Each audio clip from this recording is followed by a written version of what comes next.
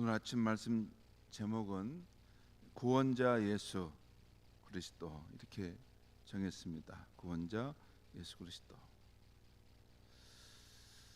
어제 사도행전 3장 말씀은 베드로와 요한이 성전 미문에 앉아 구걸하던 사람, 나면서부터 못 걷게 된 사람을 나사렛 예수 그리스도의 이름으로 고치고 이를 기이하게 여긴 백성들에게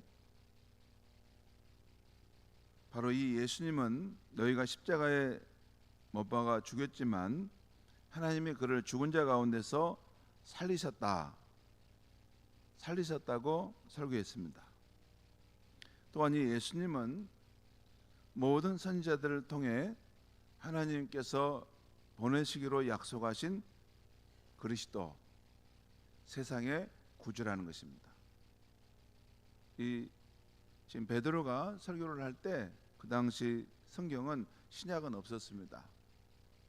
이 구약 성경인데 구약 성경에 그 많은 선지자들이 증언했던 하나님이 보내시기로 한 이 세상의 구원자가 오실 것이다. 그 예언했던 그분이 바로 예수님이시다라고 하는 것을 설교했습니다.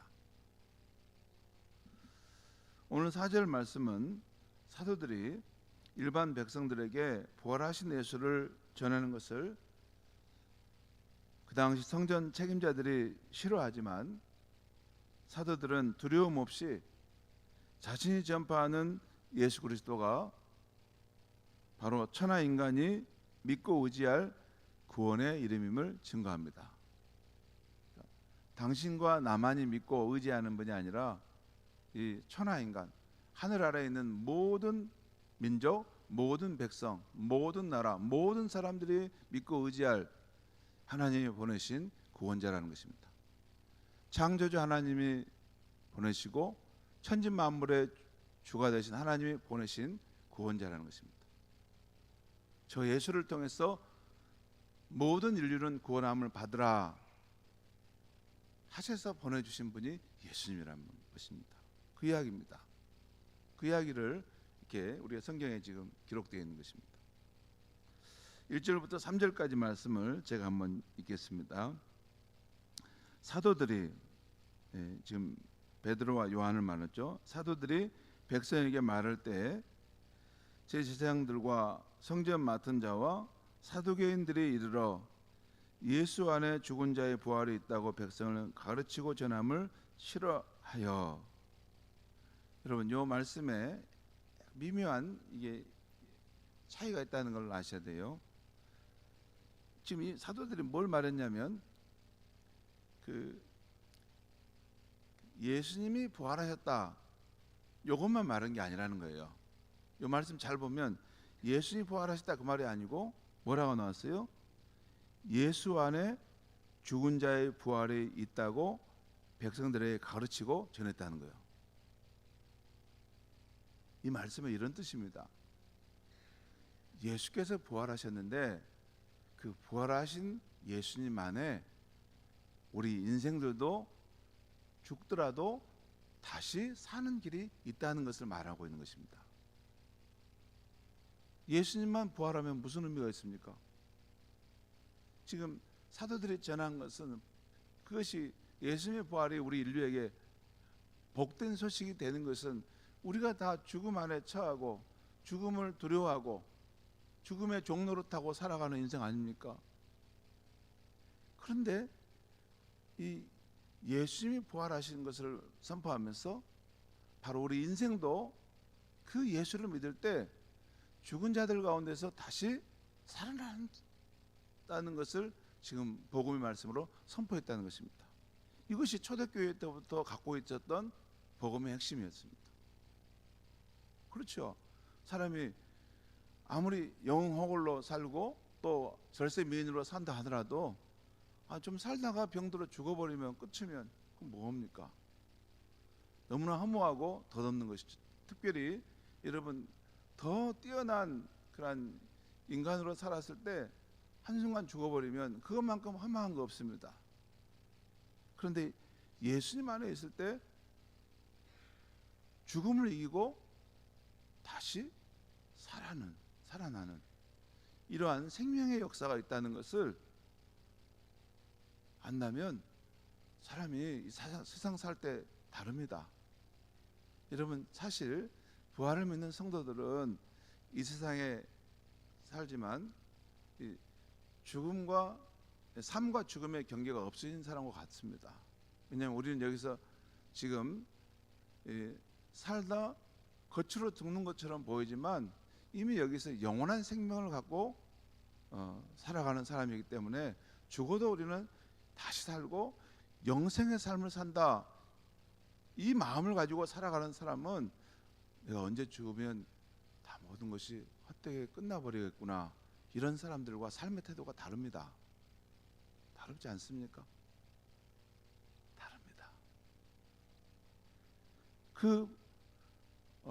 예수 안에서는 죽어도 다시 사는 그 생명이 있다는 것을 가르치고 전했다는 것입니다. 근데 이것을 그 당시 제사장들과 성전 맡은 자들이 싫어했고, 3절 보면 그들을 잡음에 날이 이미 저물었으므로 이튿날까지 가두었으나, 4절 말씀 보겠습니다. 말씀을 듣는 사람 중에 믿는 자가 많으니 남자의 수가 약 5천이나 되었더라. 실제 그 당시 십자가에 못 박혀 죽어 장사했던 예수님이 다시 부활하셨고, 또 그 부활의 그 사건을 경험한 제자들이 예수 안에서 죽어 다시 사는 그 길이 있음을 전할 때 그 말을 믿는 사람들이 많이 일어났다, 그 말입니다. 그리고 남자의 수가 이번에는 약 5천 명이나 되었다 하는 것이죠. 자, 그 다음 날 성전의 관리들, 서기관들, 대제사장 문중이 모여서 사도들을 그 앞에 세우고 너희가 무슨 권한으로 이런 일들을 행하느냐라고 신문합니다. 이때 베드로가 성령 충만하여 이렇게 변론하죠. 그것이 8절에 10절 말씀 나옵니다. 제가 읽겠습니다. 이에 베드로가 성령이 충만하여 이르되 백성의 관리들과 장로들아, 만일 병자에게 행한 착한 일에 대하여 이 사람이 어떻게 구원을 받았느냐고 오늘 우리에게 질문한다면, 10절입니다. 너희와 모든 이스라엘 백성들은 알라. 너희가 십자가에 못 박고 하나님이 죽은 자 가운데서 살리신 나사렛 예수 그리스도의 이름으로 이 사람이 건강하게 되어 너희 앞에 섰느니라. 여러분, 생각해 보시죠. 예수님은 그 성전 미분에 앉아서 구걸하던 그 사람에게 구원자였습니다. 어떤 의미의 구원자였어요? 성전 미분에 앉아있던 그 사람은 나면서부터 못 걸었어요. 자기 아픈 몸을, 자기 불구의 몸을 인간의 힘으로 그것을 극복할 수 없었던 그러한 사람 아니었습니까?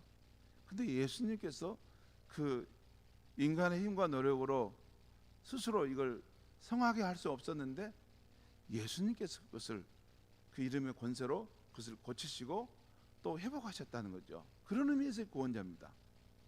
우리는 예수님이 우리의 구원자라고 할 때 죄와 죽음에서 구원하신 것만 말하는데 아닙니다. 예수님이 우리의 구주가 되신다는 것은 우리 인간은 기본적으로 죄 가운데서 살면서 파멸의 길을 갑니다. 여러분, 술, 마약, 또 삶의 목적과 의미를 잃어버리고 허무하게 살아가는 그런 청년들도 많지 않습니까? 그런 허무한 인생에서 그의 인생을 구원해낸다, 그 말입니다.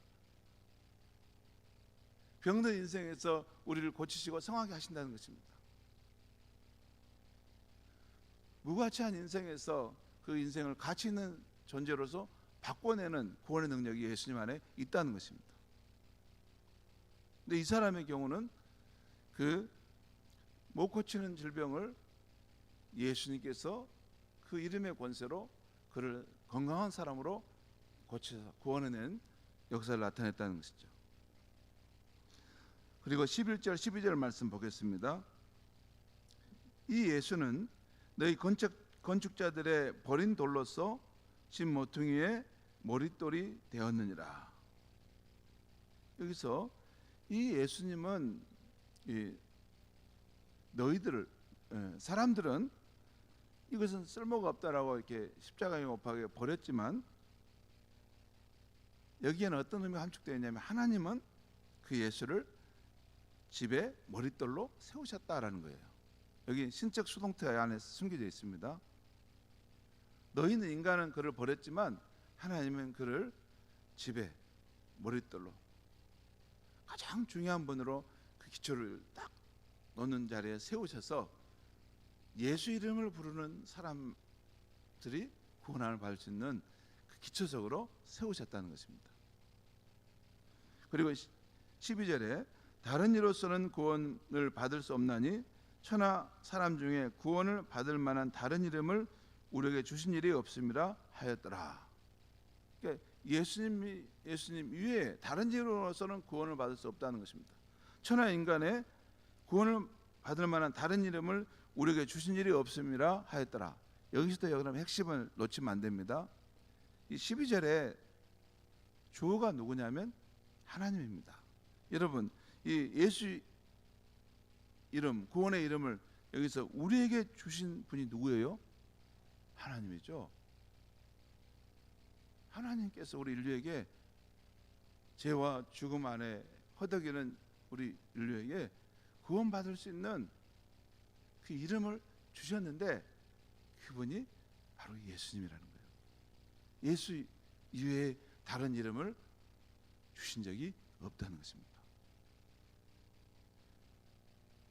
하나님은 한 분이시고 하나님과 사람 사이의 중보자도 예수님 한 분이십니다.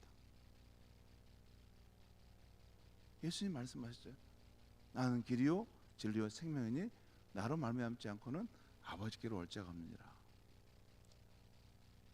그 말씀은 둘 중에 하나입니다. 거짓말이든지 진짜든지. 그런데 예수님이 그렇게 고결한 삶을 사시고 또 예수님이 그런 놀라운 권세와 능력을 나타내셨는데, 또 실제 죽은 자 가운데 다시 살아나신 것을 그 제자들이 알고 이것을 전했는데 거짓말 장일 일은 없죠.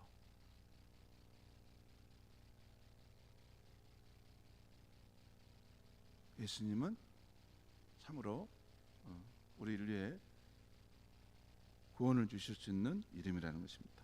성도 여러분, 오늘 아침 말씀에서 우리가 두 가지를 붙들고 기도했으면 좋겠는데요. 하나는 우리가 믿는 예수님은 하나님께서 죽은 자 가운데서 살리신 분으로 천하 인간이 믿고 의지할 구원의 이름이라는 것입니다. 여러분과 제가 믿고 의지할 구원의 이름뿐만 아니라 저 밖에 아직 하나님을 모르고 예수가 우리의 인류의 구원자라는 것을 모르는 사람에게도 그도 믿고 의지할 구원의 이름이라는 것입니다. 오늘 앞에 그 사도행 3장의 경우는 나사렛 예수의 이름은 나면서부터 못 걸었던 사람을 병낫게 하는 치유의 이름, 구원의 이름이었습니다. 또한 예수 그리스도는 그 외에 우리 인간의 힘과 노력으로는 도저히 안 되는 문제들에서 구원해 줄 수 있는 하나님이 우리에게 주신 구원의 이름입니다. 오늘 2절에서 예수 안에 죽은 자의 부활이 있다고 말한 것처럼 예수 그리스도는 우리 인간이 처한 죄와 죽음의 상황에서 건져줄 수 있는 의와 생명의 이름인 것입니다.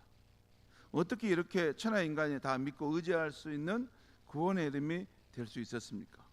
바로 이 예수 그리스도는 사람에 의해 십자가에 죽으셨지만 하나님께서 죽은 자 가운데서 살리신 유일한 인간입니다.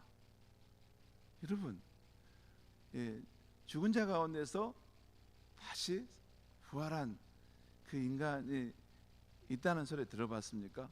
혹시 어느 종교에서 죽은 자 가운데서 잠깐 환생했다는 이야기는 들을 수 있어요. 환생은 죽은 것 같았는데 딱 환생할 수는 있어요. 근데 결국에는 그 사람도 죽어서 땅에 무덤에 묻혔죠. 근데 우리가 믿는 예수님의 무덤은 이 땅에 없습니다. 왜? 다시 살아나셔서 하늘로 승천하셨기 때문에 이 땅에 무덤이 없어요. 다시 말해서 예수는 지금도 살아계시다 그 말이에요. 뿐만 아니라 하나님 아버지는 예수에게 하늘과 땅의 모든 권세를 맡기신 만왕의 왕이십니다. 그래서 우리 천하 인간이 믿고 의지할 구원의 이름인 것입니다. 이 예수는 지금도 살아계셔서 우리 인생과 세상 역사를 주관하고 계십니다. 우리가 그 나사렛 예수의 이름을 믿고 의지할 때 우리가 처한 어떤 문제에서도 건져줄 수 있는 살아계신 구원의 이름입니다.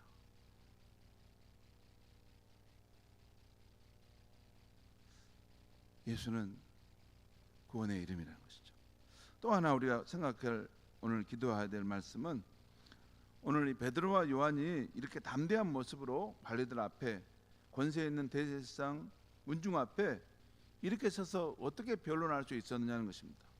우리가 알다시피 복음서에 보면 대제사장의 뜰 앞에서 예수님이 그 십자가를 지시기 전에 신문 받을 때 그렇게 두려워하며 예수를 부인했던 베드로인데 어떻게 이렇게 자기의 목숨을 이렇게 끊을 수 있는 그 사람들 앞에서 이렇게 하루아침에 달라질 수 있습니까?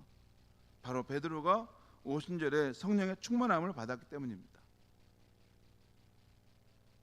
오늘 우리도 우리 주님이 약속하신 성령의 충만함을 받을 수 있고 또 이 성령의 임재 그 능력 가운데 놓이게 되면 이 베드로와 같은 확신과 용기, 지혜를 갖고 살아가게 될 줄 믿습니다.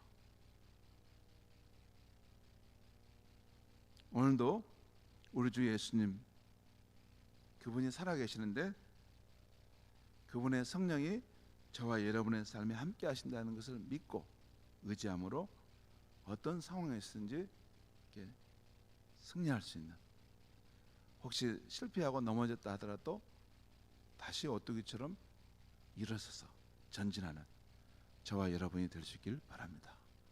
기도하겠습니다. 하나님 아버지, 오늘 사도들을 통해서 하나님이 보내신 우리 인류의 구원자, 천하 인간이 믿고 의지할 분은 우리 주 예수님임을 알게 하심을 감사합니다. 우리 인생이 하나님을 떠나 어두운 가운데 처하고 살 수 있는 그 길이 없었는데 우리 인류가 살아갈 수 있는 이 생명의 빛이 없었는데 이 어둠을 뚫고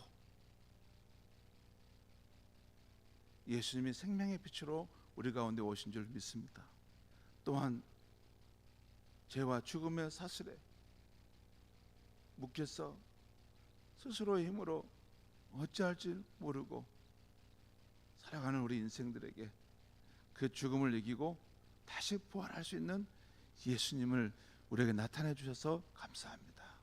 오늘 이 아침에 다시 한번 십자가에 죽으셨지만 죽은 자 가운데서 살아나셔서 지금도 부활의 주님으로 우리 함께 하시는 예수 그리스도, 그분을 성령 안에서 경험할 수 있는 우리가 되게 하여 주시옵소서. 오늘 하루의 삶을 살아갈 때도 우리가 홀로 고아처럼 살아가지 아니하고 그 예수님이 성령을 통해 우리의 마음속에, 우리의 주변에, 우리의 삶의 상황 속에, 우리가 골방에서 또는 힘든 상황 속에 있을 때에도 우리 영혼에 함께 하신다는 것을 믿고 성령을 의지하여 담대한 믿음으로 살아가는 우리가 되게 하여 주시옵소서. 예수님의 이름으로 기도하옵나이다. 아멘.